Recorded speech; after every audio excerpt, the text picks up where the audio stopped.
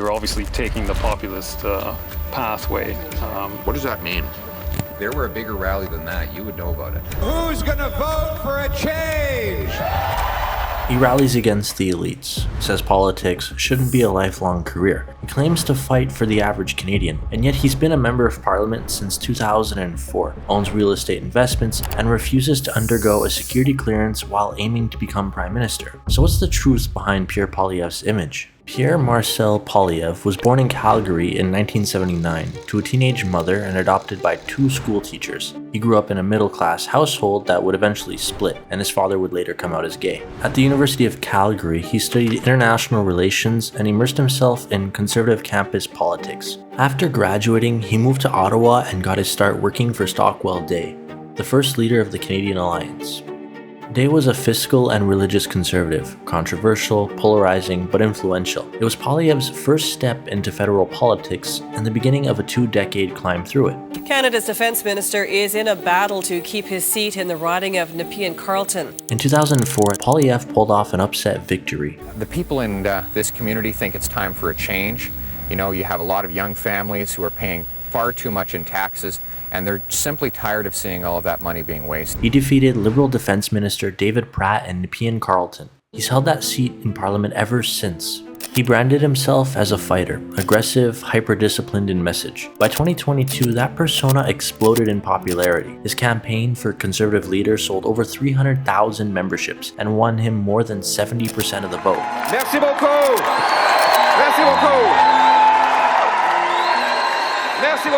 He called out gatekeepers, slammed the Bank of Canada, and blamed red tape for Canada's housing crisis. But this sharp-edged style has a long and controversial history. In 2006, Poilievre whispered "F you guys" into a hot mic during a committee meeting. Mr. Poilievre has the floor. What would be the actual effect of the amendment that's being proposed? Fuck you guys. Months later, he was seen raising a bended arm with a fist, directing the gesture towards Bloc Québécois MPs in the House of Commons. Then, in 2008, just hours before Prime Minister Stephen Harper issued a formal apology to residential school survivors, Poilievre went on the radio. Now, along with this apology comes another $4 billion in compensation for those who partook in the residential schools over those years. Now, some of us are starting to ask, are we really getting value for all of this money? And is more money really going to solve the problem? My view is that we need to engender the values of hard work and independence and self-reliance. That's the solution in the long run. More money will not solve it. The backlash was swift and brutal. Harper reportedly scolded him behind closed doors, so harshly that ministers nearby felt embarrassed. Poilievre would go on to issue a public apology in Parliament. I rise today to offer a full apology to Aboriginal people, to the House, and to all Canadians. Yesterday, on a day when the House and all Canadians were celebrating a new beginning, I made remarks that were hurtful and wrong. I accept responsibility for them, and I apologize. After that, colleagues said he went quiet for weeks, doing outreach behind the scenes. He wasn't officially punished, but he punished himself. And yet, it wasn't his last blunder. In 2010, while waiting at a Parliament Hill security gate, Poilievre grew impatient. Instead of waiting for clearance, he exited his car and pressed a button for himself, triggering an RCMP investigation. He apologized to staff and brought coffee and donuts, but critics saw it as another example of political entitlement. Try the Poilievre smug wipes. By 2013, Poilievre had recovered and was appointed Minister of Democratic Reform. His most controversial act? The Fair Elections Act. The bill will make it harder to break the law and easier to vote. It closes loopholes to big money, imposes new penalties on political imposters who make rogue calls, and empowers law enforcement with sharper teeth, a longer reach, and a freer hand. Critics called it a direct threat to democratic participation. Gives veto power over new voting methods to, wait for it, the Senate.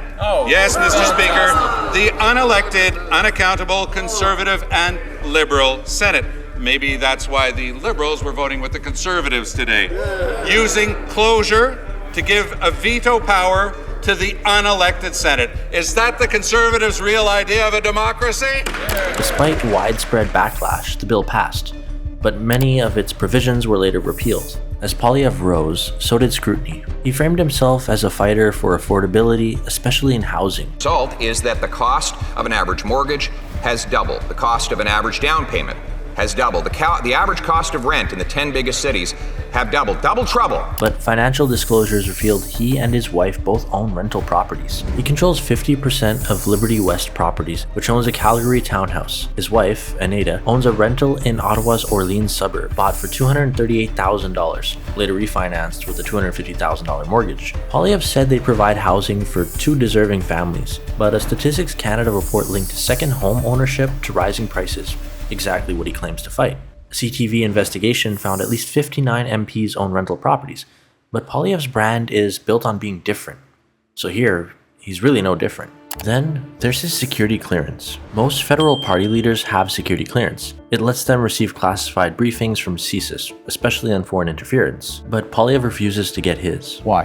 When the government made this recent offer, they said that if I got the secret security clearance briefings, that I would be gagged under the security law, and I could be prosecuted if I spoke freely about matters of foreign interference. I needed to do my job to speak freely without fear of prosecution. He says getting clearance would force him into an oath of silence. Critics argue that without clearance, Poilievre can't be briefed on serious threats. That includes the allegations from CSIS that agents tied to India interfered in his 2022 leadership campaign. That has led to accusations of strategic ignorance, that he's staying in the dark on purpose to preserve plausible deniability. But here's the flip side. Tom Mulcair agrees with him. I think that Poilievre was wise not to tie his own hands. He is the leader of the official opposition.